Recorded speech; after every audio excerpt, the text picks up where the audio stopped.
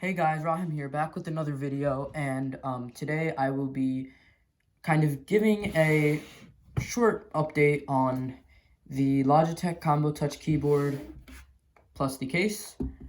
This is probably going to be a shorter video, because I don't want to give like another review. You could watch the review on my channel that I uploaded a few months ago.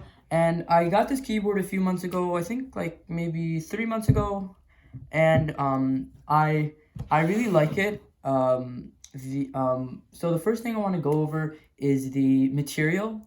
And so with this material, it's kind of like this kind of fabricy material, and it feels nice. But the thing I was worried about when I got this keyboard was, would it get stained?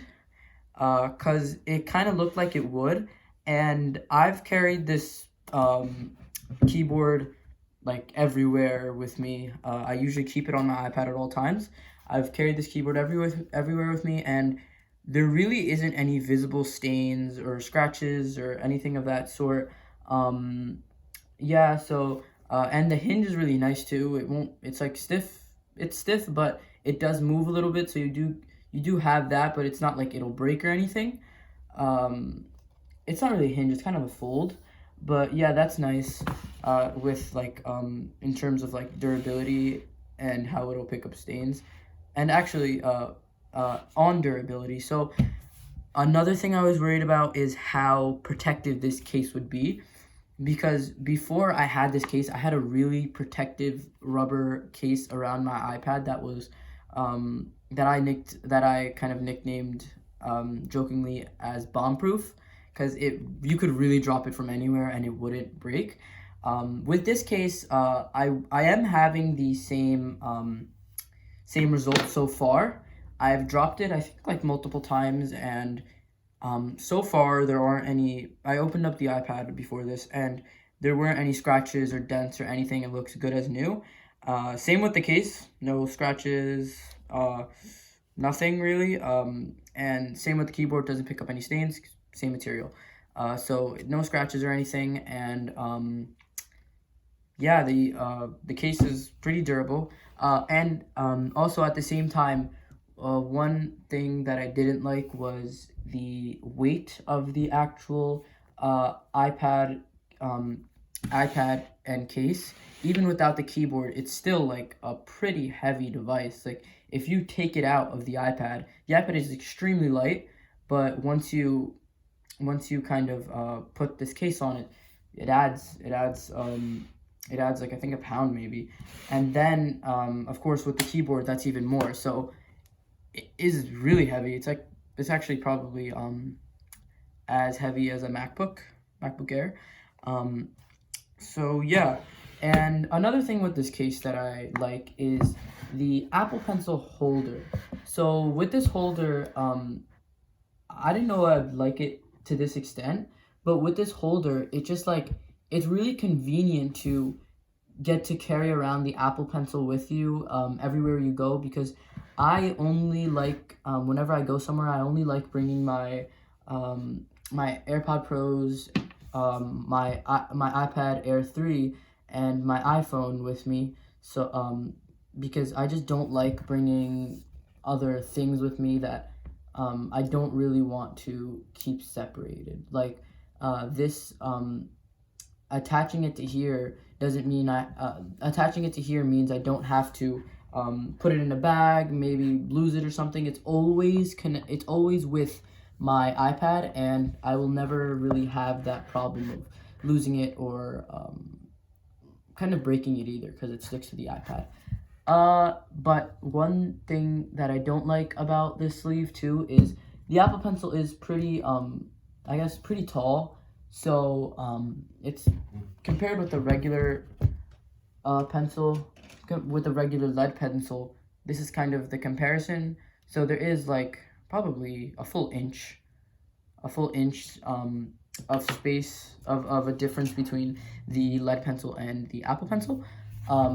So since it's so big and tall, it kind of sometimes covers up these volume buttons, which I don't really like because when I want to increase the volume, sometimes I hit my Apple Pencil, and it's just something that's annoying, something that won't really annoy you to the point where you won't have the Apple Pencil on it anymore, but it's just something that you probably won't like.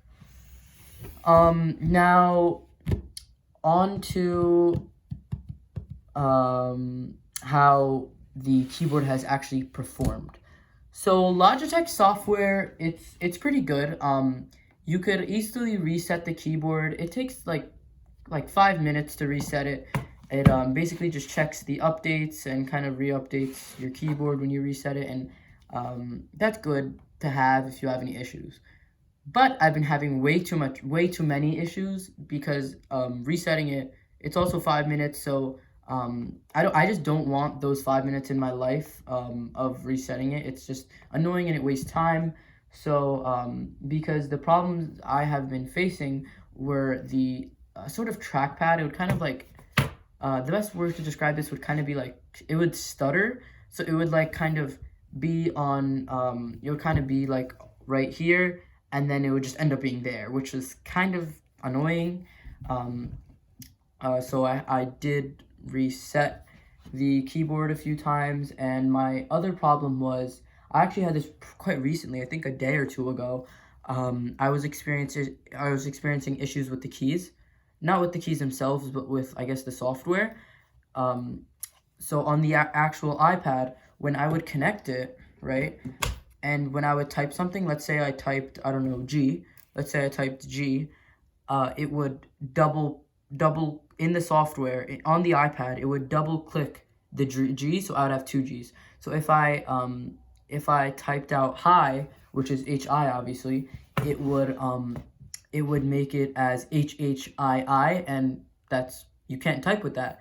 And yeah, so I had to reset that. So I don't really like these problems.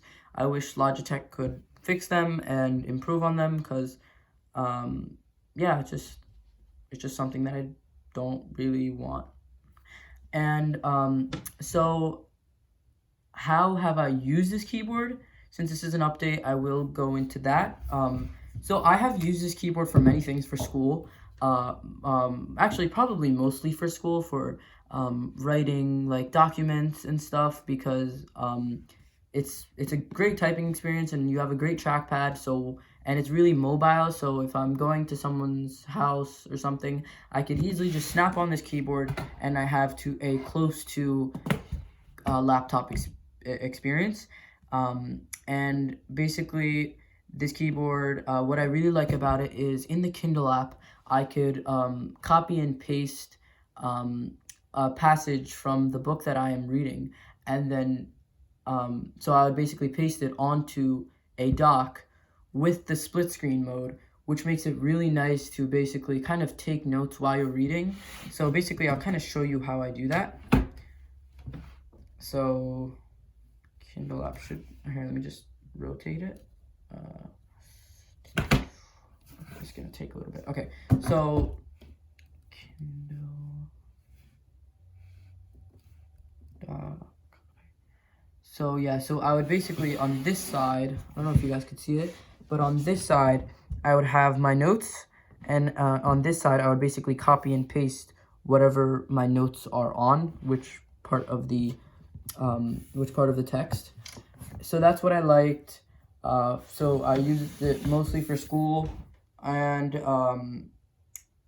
obviously what I don't like is, and I saw a lot of people don't like this about the keyboard, is when you, so let's say you want to watch Netflix or something without this big, huge keyboard in the way, you need to snap it off and kind of put it to the side, and that's kind of like not really efficient to me, I guess. No, not efficient, but like it's not it's annoying, I guess. I've said this so many times, but in my video just right now, and it's annoying because I wish they have improved this though with the newer iPads, but I don't know who designed this, but I wish that it could just flip back. It's really not that hard, because the magnetic connectors on the bottom, just snapping it off and putting it to the side, sometimes let's say I might lose it, or I don't want that. So yeah, so Basically, a summary of this is the Combo Touch has been a very good addition to my iPad Air 3, and so yeah, it's basically a cheaper, what are they called? The cheaper, oh my god. It's basically like a cheaper keyboard you could get for your iPads, and so yeah, so in summary, I like the Combo Touch. There are a few problems. I hope Logitech fixes them and Apple fixes them, and so far it has been a durable device, and yeah, that's really it. So thanks for watching. I hope to see you guys in the next video.